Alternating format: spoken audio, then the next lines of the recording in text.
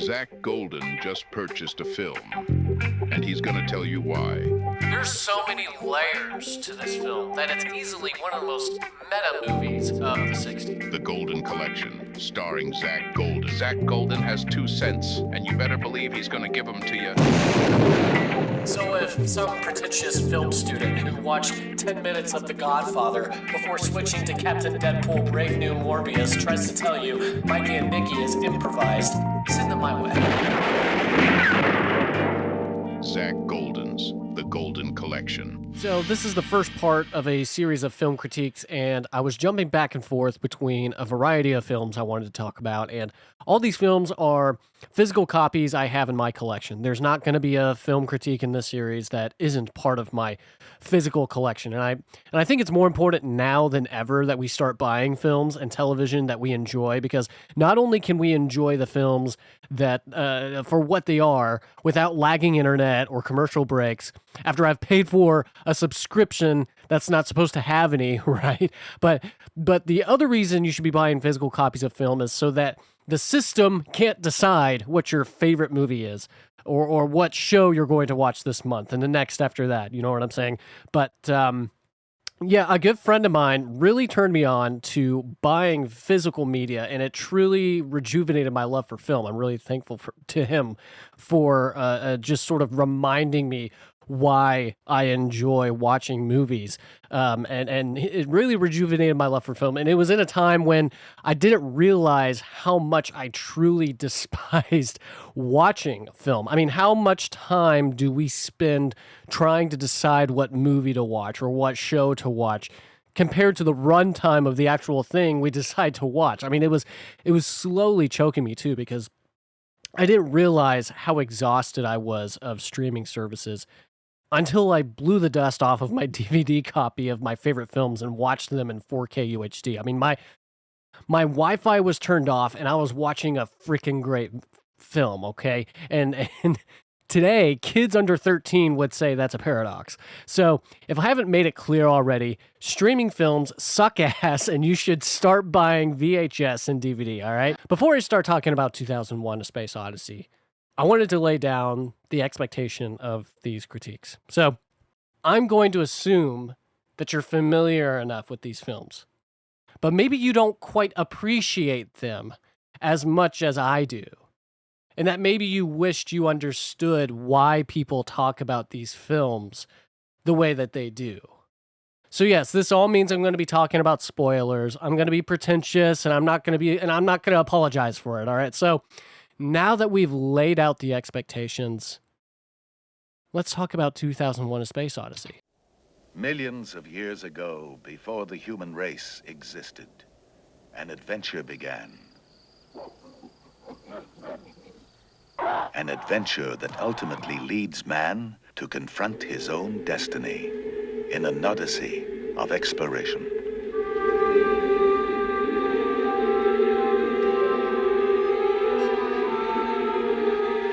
It's my personal favorite film of all time, and it's for a very simple reason. It's because it's the most unapologetically pure visual film. The story itself is razor thin. You know, it's basically these astronauts discover a strange device on the moon. It's beaming a signal to Jupiter. So they go to see what's happening on the old gas giant, right? And meanwhile, the artificial intelligence operating the entire spaceship, called HAL, he gains sentience, right? And he has decided that the astronauts are fallible creatures that will endanger the mission unless HAL eliminates them. Seems a bit relatable, wouldn't you say? That's another thing about this film is that it's quite timeless in a lot of its qualities. And in fact, and another thing that I really enjoy about 2001 is how integral the speaking moments are. I mean, you can cut 2001 into a 40-minute short film in which all the story is compressed into a quicker-paced adventure serial, and like you're just down to its bare minimum. I mean, you would have roughly a 40-minute short film. But after the opening sequence where the apes discover the creation of weapons, and they discover that they can eat more than just vegetables, they can actually eat meat. Once you get past that opening sequence, you start to get the feeling that story may not be the point of this picture. Now, I've shown this film to many of my friends and family members, and I can confidently say 2001 is not for everyone. Most people would rather watch other people eat Tide Pods and twerk in front of a foam camera, where the attention spans rewarded on platforms like TikTok or Instagram are less than 7 seconds or whatever the current data is. But as I've said, I'm talking to you like you're familiar enough with the movie, which sets you apart from most people, frankly. It means you have a bigger attention span than most people who'd rather be on social media. So pat yourself on the back. You've got a better attention span than most people. And now I joke about cutting 2001 to just its dialogue, resulting in a significantly shorter film. But that doesn't mean it's a better film. What's interesting is Stanley Kubrick was influenced by science fiction author Arthur C. Clarke, who had this way of writing sci-fi in a way that felt like literature. It almost demanded to be taken seriously, which was in stark contrast to what science fiction was before that. I mean, at least I can't speak for what kind of books were coming out during that time because I'm just not that much of a reader. I'm trying to get better at reading more material. I've been reading more scripts lately, but as far as cinema is concerned, science fiction was sort of this campy kids popcorn flick kind of experience. Like you had War of the Worlds, Creature of the Black Lagoon, you had creature pictures like Them from 1954, and even films of larger scale like The Time Machine by George Pal. Like that was science fiction during that era, where even at their best, they were films for kids, sort of a fun, campy concept piece where you just kind of chill with your popcorn. Maybe you arrived late to the drive-in theater and it's, you're halfway into the movie, but you're okay with it because you were just there to see the giant ants eat the ego-driven scientists. All right. So like, that's what science fiction was. But Arthur C. Clarke wrote short stories and science fiction novels that just kind of pushed the envelope more on what science fiction could be. And he was incredibly smart too. Just an incredible, like technically smart guy who just knew a lot about engineering and space travel, because it was the 60s. It was the height of the space race. Okay, so you had guys like Arthur C. Clarke and you had guys like Kubrick, these just super intelligent artists of their different mediums being attracted to each other and realizing, hey, there's a really unique collaboration here. But Arthur C. Clarke, he wrote a short story that really resonated with Stanley Kubrick called The Sentinel, also known as The Sentinel of Eternity, which sort of became the foundation of what would ultimately become the sequence on the moon when the astronauts find the monolith buried under the ground. That The Sentinel was sort of where that sequence came from. But that said, it's not like it's a true adaptation of the short story. Like, for example, the short story features a crystal pyramid with a force field around it. And the story virtually ends with the main astronaut geologist. He finds the pyramid in the middle of a moon crater. And then from that point on, it's just sort of the implications of what that could mean. But from there, Kubrick and Clarke developed not just a movie script, but they also wrote a novel around the same time, and they were sort of bouncing ideas off of each other until they had a complete script and a complete novel. And it was all sort of expanding on this concept that there's an alien race much further along than humans who basically wanted to keep tabs on our progress as a civilization. And so placing the monolith on the moon would signal to the aliens that not only had we become smart enough to build things and adapt, but that we were also leaving our figurative cradle planet and expanding our reach into the cosmos. Like the human race was growing up and leaving Earth. Like that's the mark of a planet's maturity, if its host race was like growing out of it. When you think about the scale of that concept, what that type of literature says about the human condition, there really isn't any film that has matched that level of grandiose. And Kubrick was wise enough to limit the story to its absolute bare elements and to limit the dialogue to its most integral elements, because I think the more you talk in a film, or maybe I should say this, the more you bog a film down with story, you have your primary stories, subplot, all that stuff, the more you attribute meaning to your concept or overall message, which I think is fine. I think that's what's generally encouraged for filmmakers. I think you should be trying to communicate a specific message when your story says it's necessary. But I think Kubrick he's essentially trying to change the form to suggest he's trying to suggest answers to ancient questions while proposing new ones. And I think the film is infinitely better as this sort of hypnotic ambient experience where everybody who watches that movie walks away with something different. Here's what started the whole thing. Oh. We thought it might be the upper part of some buried structure, so we excavated out on all sides. And what's more, it seems to have been deliberately buried. A shrieking monolith, deliberately buried by an alien intelligence, starts man on a mission 500 million miles into space.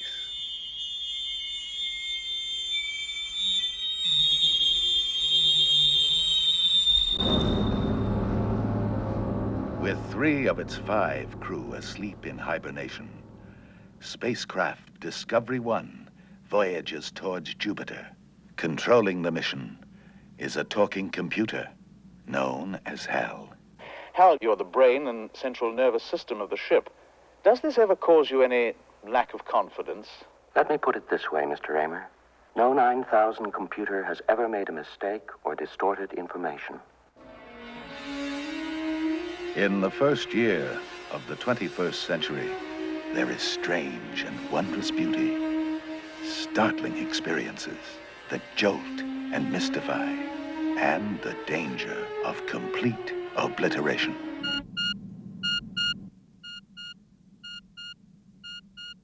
Open the pod bay doors, Hal.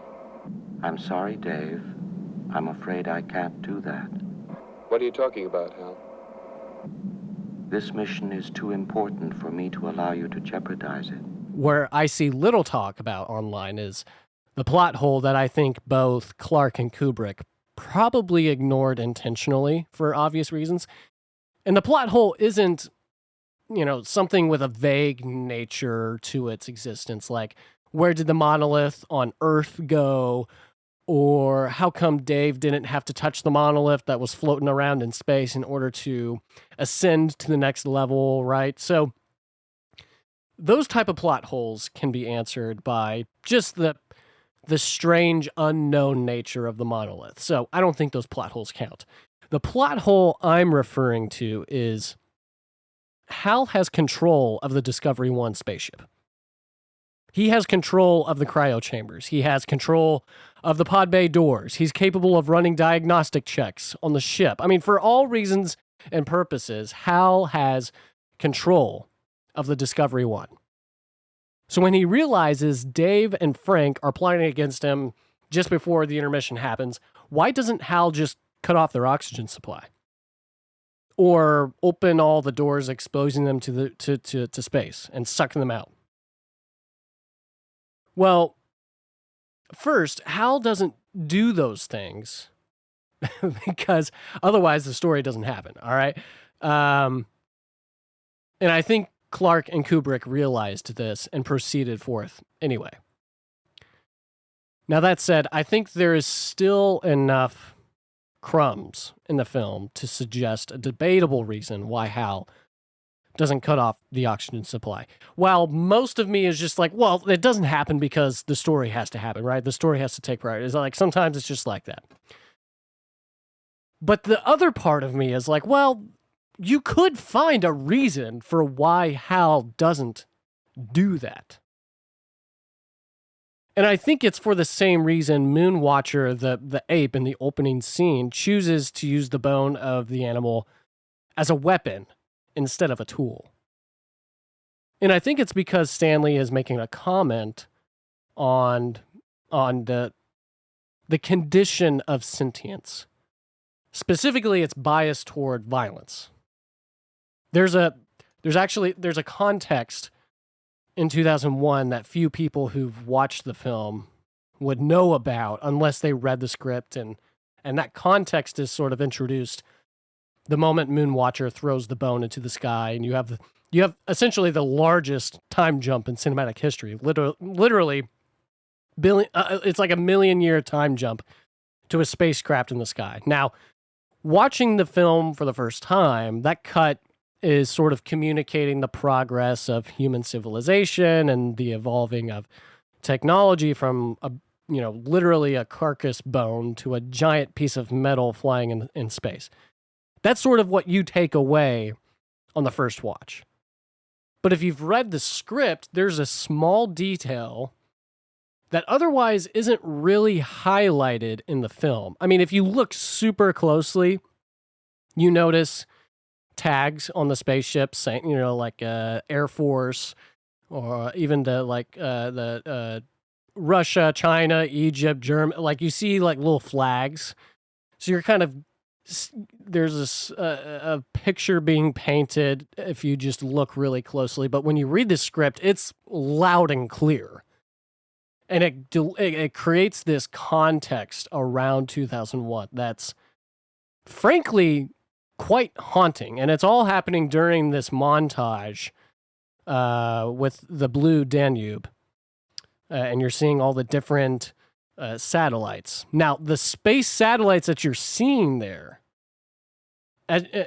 in the script, it tells you exactly what kind of spaceships those are. And they're nuclear missile satellites. And in the script, there's a narrator who delivers this sort of expository on the state of Earth. And frankly, if you thought that 2001 was a timeless film, just listen to this excerpt from the script of 2001. I'm going to read you what the narrator says during the Blue Danube sequence. Here's what he says. By the year 2001, overpopulation has replaced the problem of starvation. But this was ominously offset by the absolute and utter perfection of the weapon. Hundreds of giant bombs had been placed in perpetual orbit above the Earth. They were capable of incinerating the entire Earth's surface from an altitude of 100 miles. Perhaps were further complicated by the presence of 27 nations in the nuclear club. There had been no deliberate or accidental use of nuclear weapons since World War II, and some people felt secure in this knowledge. But to others, the situation seemed comparable to an airline with a perfect safety record. In showed admirable care and skill, but no one expected it to last forever. Notice how Kubrick intentionally wrote this line in the past tense. And when I first read that line, it immediately made me think of Christopher Nolan's commentary on the use of nuclear weapons in his film Oppenheimer, and sort of the connotations of discovering nuclear fission, right? Now, obviously, these things ended up on the cutting room floor, and aside from the American, German, Chinese, Egyptian markings on the different spaceships, you wouldn't know they were nuclear satellites, unless somebody told you. But knowing that context, it shines more light on the concept of man's bias toward weapons instead of tools. So when Hal becomes sentient, Kubrick makes an even bigger stretch into the future by suggesting that artificial intelligence could not only become sentient, but could even choose violence over logic, the same way humans can. And now, your journey is just beginning.